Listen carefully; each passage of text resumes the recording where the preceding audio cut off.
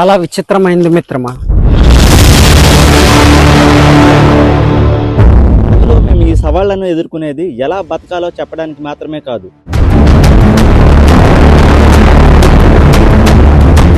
ఈ ఉచ్చులు బొచ్చులు తయారు చేయడం నాకు రాదని నీకు తెలుసు కదా.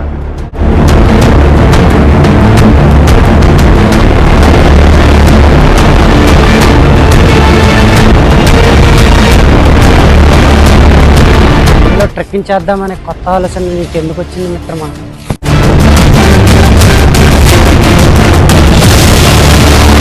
తప్పదుగా మిత్రమా, చేసేదేముంది, ఫస్ట్ ఉండడమే.